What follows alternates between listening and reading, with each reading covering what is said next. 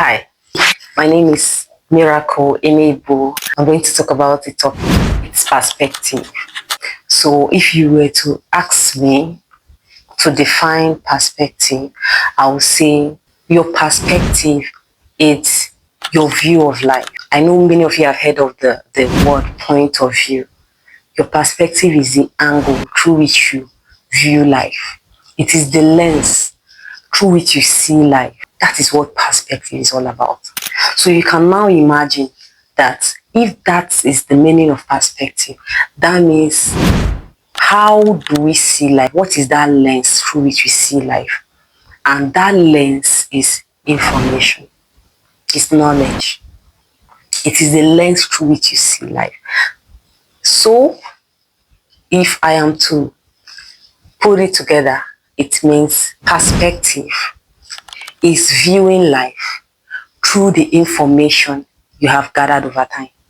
Like I said, perspective is the lens through which you see life, the angle through which you view life. And for you to view life from that lens, from that angle, it is based on the quality and the amount of information you carry. You cannot reach out for a well of knowledge you don't have. So for every decision you make, for every opinion you have to dig up to the well of information you have already. Then you make your opinion, come to a conclusion, and make your decisions based on that. So it means if you are running with the wrong information, you have a faulty knowledge, biased information, or you're running with a knowledge that is not ethical or not even verified.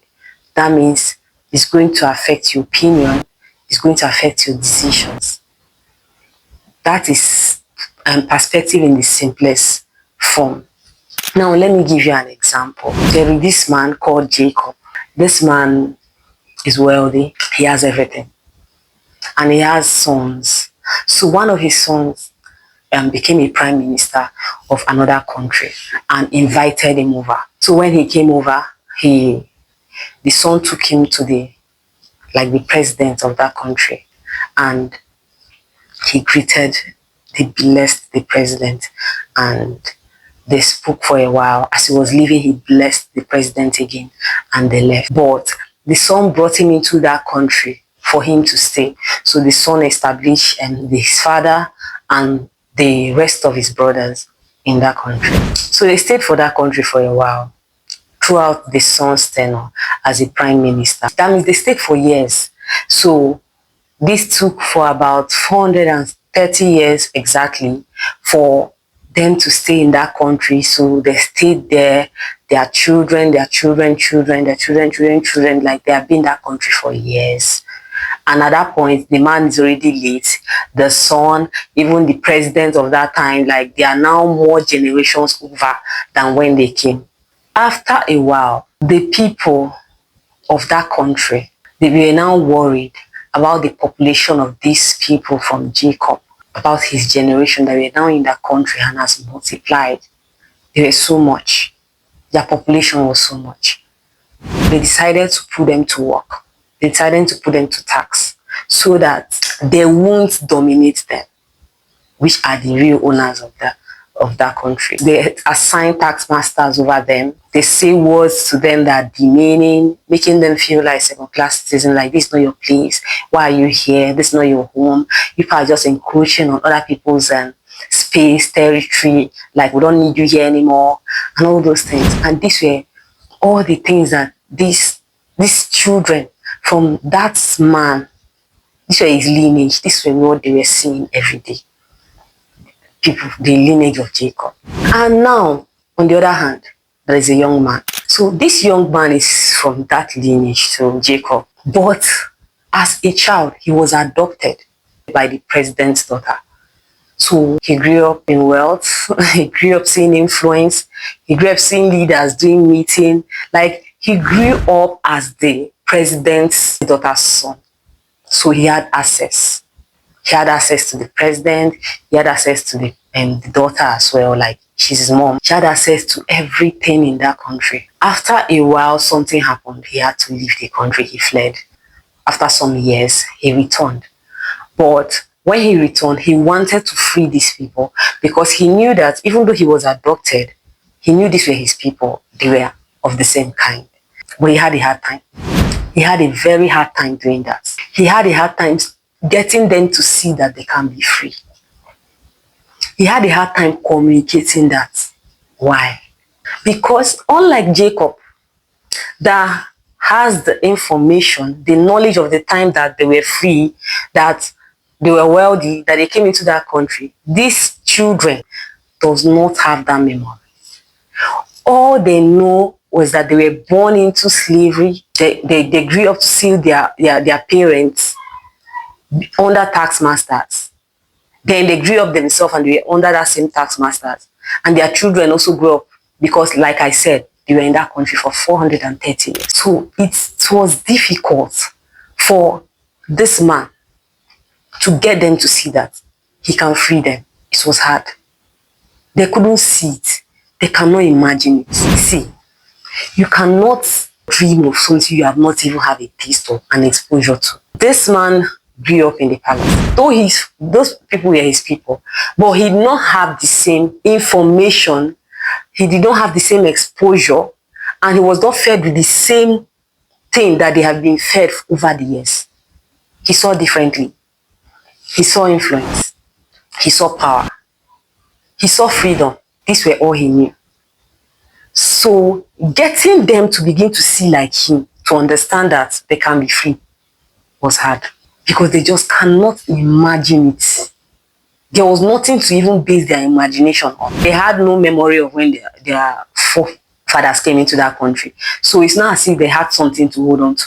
All they knew was slavery, hard labor, and the dehumanization. At the end of the day, because it was a very long, messy story, at the end of the day, when they were finally free, like free that they left the country, it was still hard for them to understand that they are free. They were out of the country, but they still don't know the meaning of freedom. They didn't know what to do with themselves at all. They even started contemplating going back to those tax masters and those people that put them under forced labor over the years. Why? These people are talking from the wealth of knowledge, exposure they have had over time. And what is that? Slavery. That is all they know. So for you to get this set of people down to begin to see differently, you have to start feeding them another form of information. You have to start investing the kind of knowledge they never had while in that country. And it's going to take time. It will take a lot of time, a lot of effort, a lot of investment of knowledge, a lot of investment on their esteem to be able to see differently. These people did not really, it's not as if they were set out to begin to see life that way. That is the condition of the environment they met. So to see differently, they have to go through another form of detoxification again to be able to see differently. I just said these two stories so that you just get a picture of what I'm trying to say. So your perspective, different things shaping it. Your exposure, the knowledge you expose yourself to, the information you acquired over time, the quality of information, the kind of books you feed yourself, the kind of materials you feed yourself, the kind of places and even the kind of friends you hang around. These people form your perspective. It forms that lens through which you see life.